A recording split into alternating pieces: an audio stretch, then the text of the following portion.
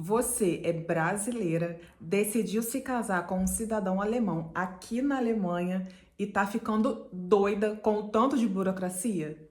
Calma, respira, não cria pânico, porque eu criei o pânico primeiro e agora eu tô aqui para poder te explicar como que funciona todo esse processo de casamento para que tudo dê certo para você, assim como deu comigo.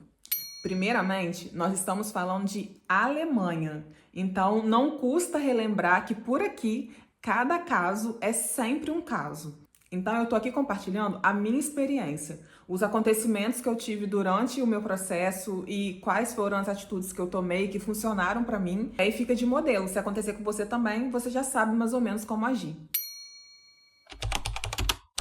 Então, o primeiro passo seria, após o casal decidir pela formalização da união, procurar o Standesamt responsável pela sua região, enviar um e-mail para o Standesamt sinalizando a sua nacionalidade, a nacionalidade do seu marido e perguntando quais serão os documentos necessários para dar início ao processo de casamento. No meu caso, foram solicitados certidão de nascimento, certidão de estado civil, passaporte válido e a minha autorização de residência. Já para o meu noivo, eles solicitaram a certidão de nascimento dele, uma certidão de estado civil e um documento de identidade válido. Então, para mim, foram solicitados 4 documentos e para o meu noivo, 3 documentos. A minha certidão de nascimento precisava ter sido emitida há menos de 6 meses e a minha certidão de estado civil também precisava ser um documento atual. Então, eu pedi à minha mãe para ir no cartório onde eu fui registrada para fazer a emissão destes documentos. Para emitir a certidão de nascimento, nós ficamos muito confusos, porque no Brasil existem 2 tipos, a de inteiro teor e a normal. Eu entrei em contato com o meu Standesamt perguntando qual das duas eles queriam, mas a moça que trabalha lá e que estava dando andamento no meu processo não soube me responder qual era necessária. Então eu optei pela de inteiro teor, porque ela é realmente a transcrição completa do meu livro onde está registrado o meu nascimento e não teria informações faltantes nela. Tudo que tem registrado a respeito do meu nascimento veio nessa certidão de inteiro teor. Com relação à certidão de estado civil, nós também ficamos um pouco confusos com relação a como emitir esse documento, porque o meu cartório, onde eu estou registrada, ele é bem pequeno e ele não costuma fazer esse documento.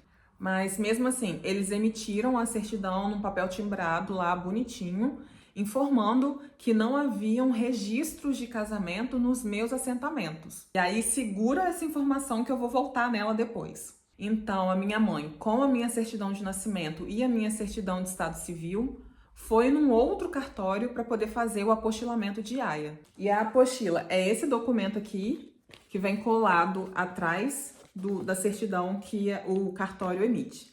Gente, isso é muito importante, porque os documentos emitidos no Brasil só têm validade aqui se estiverem apostilados. Sem a apostila, é só um papel. Então, não pode esquecer de fazer o apostilamento de AIA nos documentos que você trouxer do Brasil para cá. Depois dos 2 documentos apostilados, a minha mãe fez o envio pelos correios e demorou para chegar aqui na Alemanha uns 15 dias. Assim que os documentos chegaram aqui, nós enviamos para o tradutor fazer a tradução. O tradutor nós encontramos no site do governo, que tem ali uma lista de tradutores juramentados que são regulamentados pelo governo.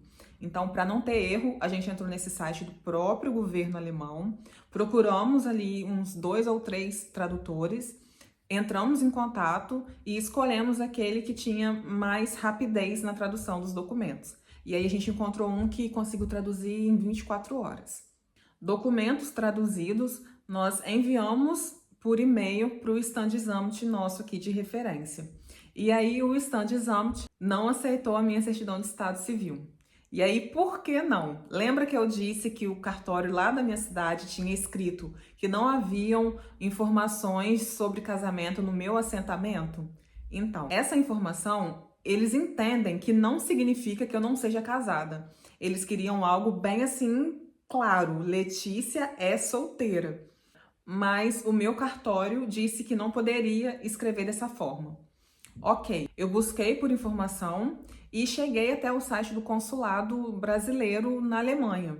E nesse site eu encontrei uma certidão de estado civil, já em português e em alemão. Eu imprimi esse documento, preenchi com as minhas informações, levei no cartório, porque aí nesse momento eu tinha viajado para o Brasil, eu estava no Brasil neste momento.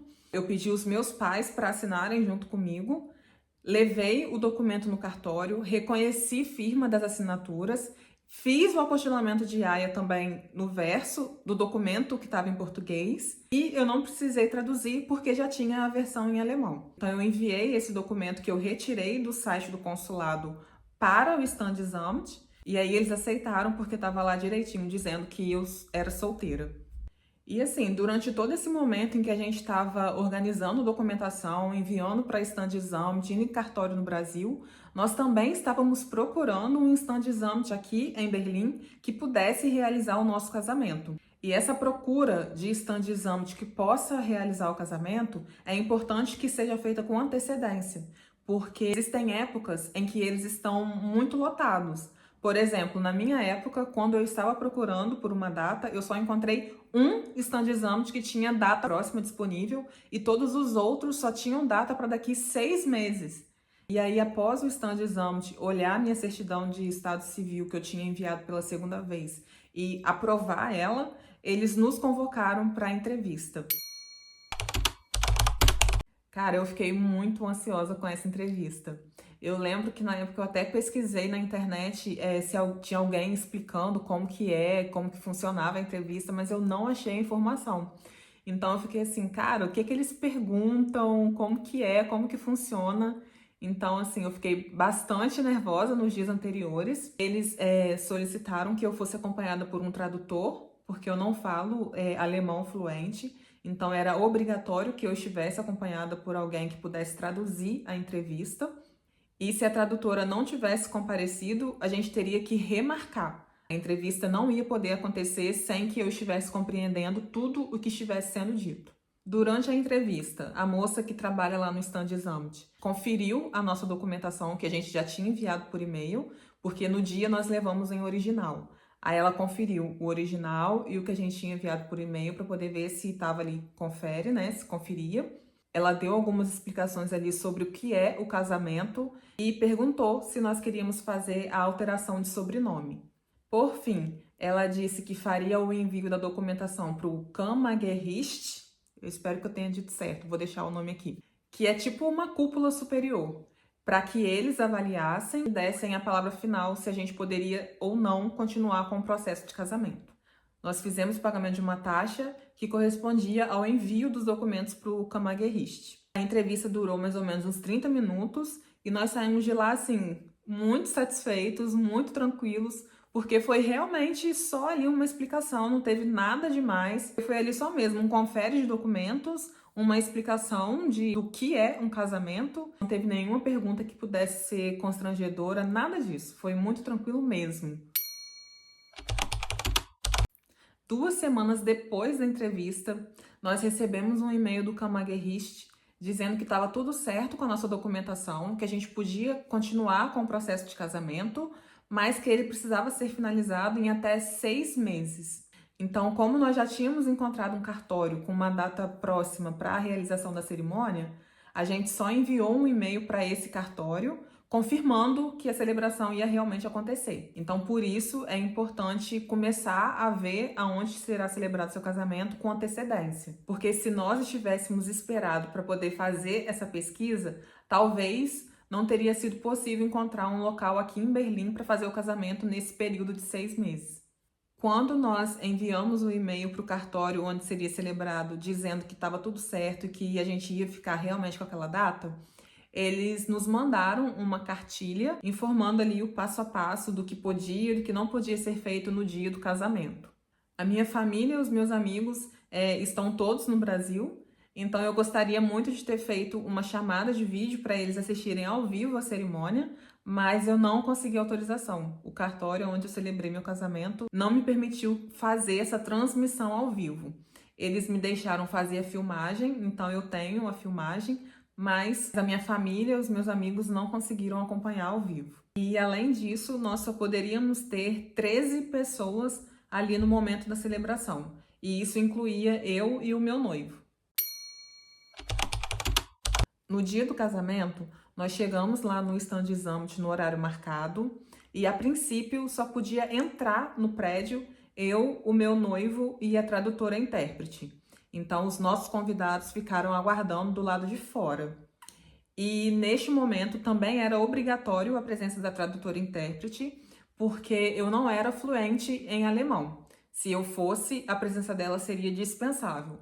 Mas como eu não era, precisou ter a presença dela, porque senão o casamento não poderia acontecer. Era preciso que eu estivesse entendendo tudo o que estava acontecendo ali. Então nós entramos no Standesamt. A moça que trabalha lá deu pra gente, tipo uma lista de presença pra gente poder assinar e pegou o pendrive com a música que seria a nossa música de entrada. A gente teve que levar a nossa música no dia. Depois de ter feito as nossas assinaturas, de ter entregue o pendrive, os nossos convidados puderam entrar e permanecer no hall de entrada. Nisso, a nossa música começou a tocar e eu e o meu noivo fizemos a entrada juntos. E antes de todo mundo. Nós entramos para a sala onde seria feita a cerimônia, então são duas salas diferentes, o hall de entrada e a sala onde realmente acontece a cerimônia. Nós entramos juntos enquanto a nossa música tocava e depois que a gente entrou, os nossos convidados entraram atrás. Lá dentro tinha uma cerimonialista que conduziu a celebração. Ela leu os nossos dados, fez ali um pequeno discurso. Nós trocamos as alianças, fizemos o juramento e assinamos a certidão de casamento. Ai, gente, só de lembrar eu fico com saudade desse dia, que foi maravilhoso. Cerimônia finalizada, demorou aí também uns 30 minutos. Nós tivemos autorização para tirar umas fotos ali no interior do Standesamt, que é lindo, lindo, lindo. E depois das fotos, nós nos reunimos com os nossos convidados no jardim que tem em volta do Standesamt. E fizemos ali uma pequena recepção, servimos salgadinho e os meus convidados que eram alemães ficaram assim encantados com coxinha, com o quibe, eles amaram quibe. Nós servimos também macarrons e estouramos champanhe. Foi um momento assim bem simples, mas foi de muita felicidade, foi um momento muito feliz. Bom, gente, eu espero que tenha ficado claro. É difícil fazer um vídeo desse porque são muitos detalhes. Mas se ficou alguma dúvida, deixa aqui nos comentários que eu vou ter o maior prazer em responder. Se alguém teve alguma experiência diferente da minha, deixa aqui nos comentários também, porque com certeza pode ajudar outras pessoas que chegarem até aqui nesse vídeo. E se você conhece alguém que está se preparando para se casar aqui na Alemanha, compartilha esse vídeo porque com certeza vai ser de bastante utilidade. Além disso, não se esqueça de curtir esse vídeo, se inscrever aqui no canal para poder ficar ligado das próximas novidades que eu postar por aqui. Um beijo e fui!